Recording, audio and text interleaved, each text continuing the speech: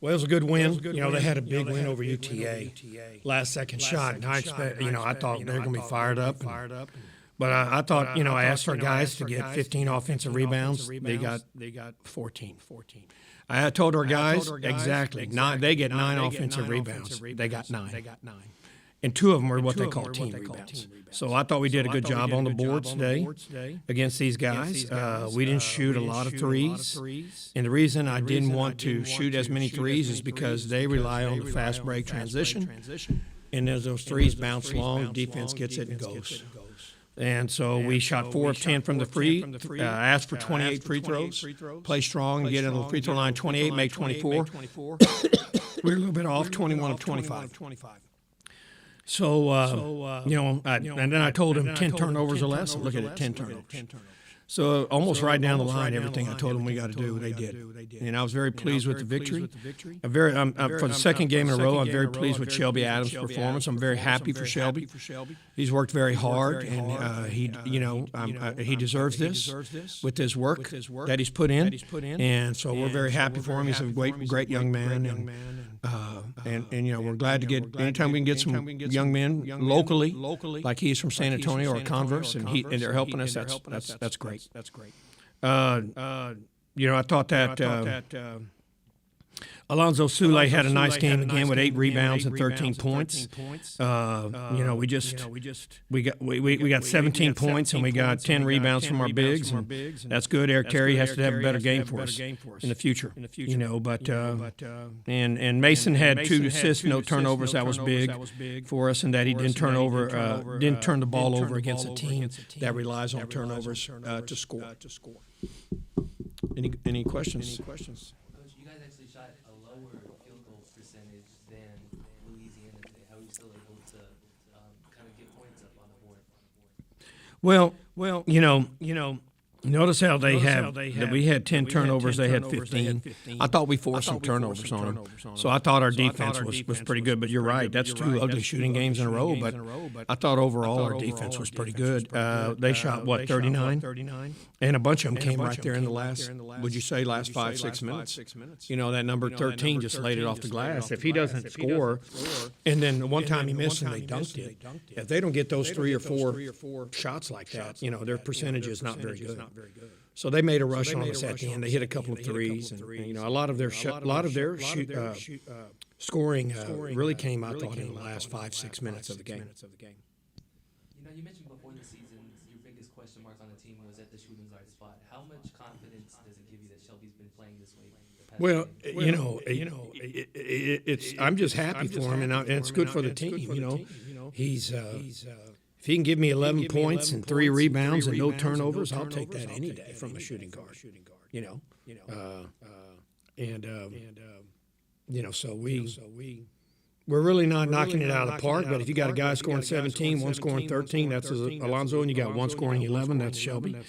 Then you're okay. And I would like to think that Eric's going to shoot better than he did today, because he couldn't throw a rock in the ocean staying on the beach today.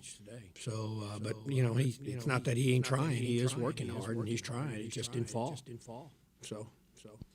As you mentioned, you were outscored the last couple minutes of the game. What did you want to see differently from your team? Just better defense, and really it came down to number 13. Just driving the ball on us, and they had 2 guys in the corners, and they were there just to catch and shoot. So we were telling our guys, stay attached.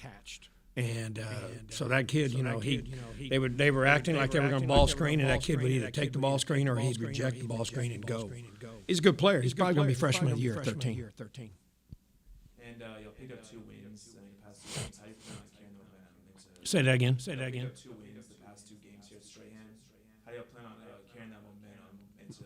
I don't know how we plan. We just work hard and hopefully get going. That's the bottom line. We practice it.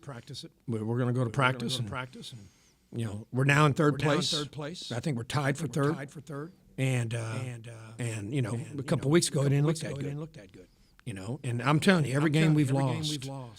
I mean, even Baylor. Baylor's number 1. We lose by 9. Houston's number 21, and if they won today, I don't know if they did or not. But if they won today, they're probably going to move up. And we're down 3 with 2 minutes to go. Even UTSA coming here and beat us, and their player had one of the best nights he's ever had. We lose by 6.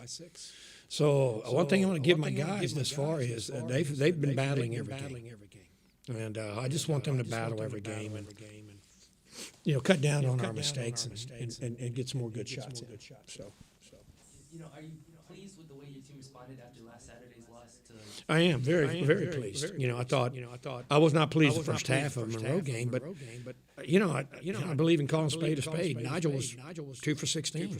We won that game by 20 with Nigel going 2 for 16. I thought that was a great accomplishment. Not only did he not shoot the ball well, he really didn't shoot the ball well. That's bad. And so I call it like I said.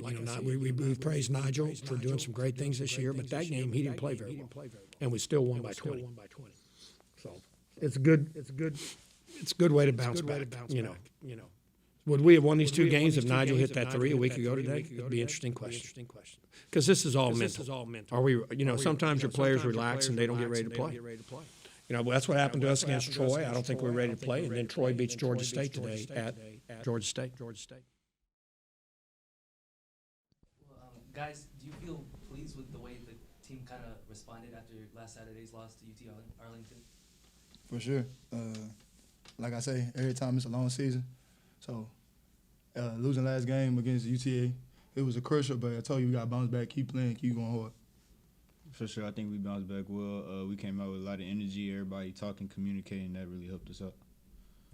Shelby, this is your second game with double-digit points. What's been working for you these past 2 games? Just my teammates talking to me, giving me confidence, telling me stay in attack mode, staying aggressive, and when that comes with me just believing in myself, and it's been working.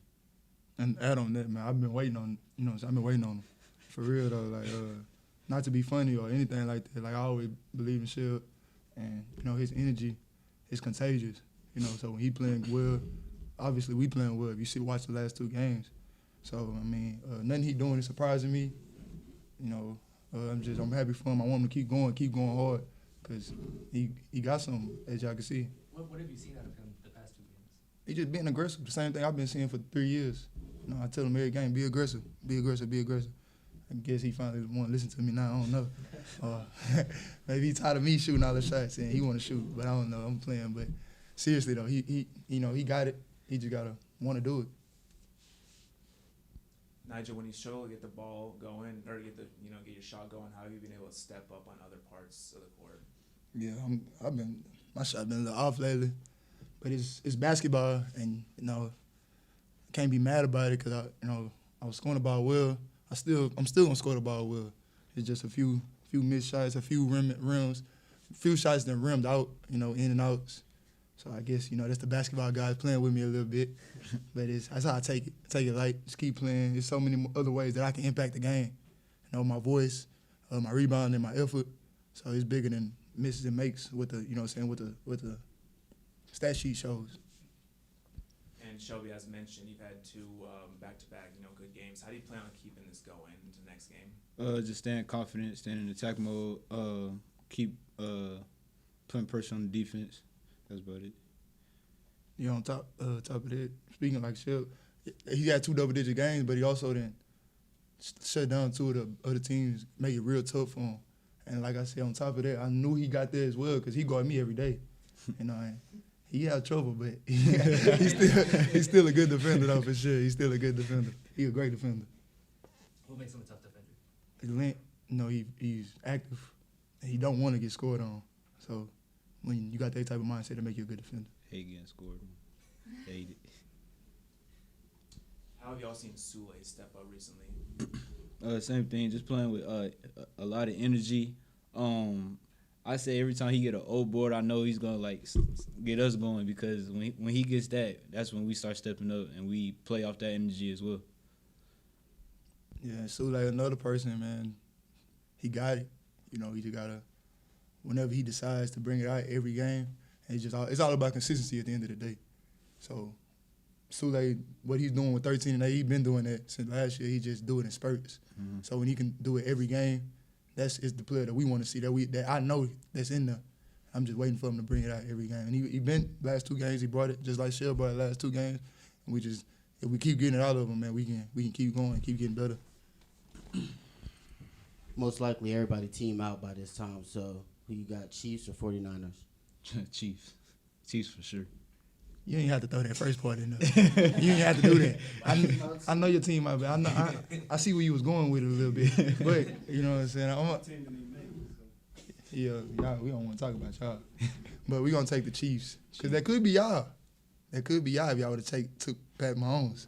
But, yeah, I'm going to take the Chiefs, though, as well. I think that's the favorite. Everybody taking the Chiefs.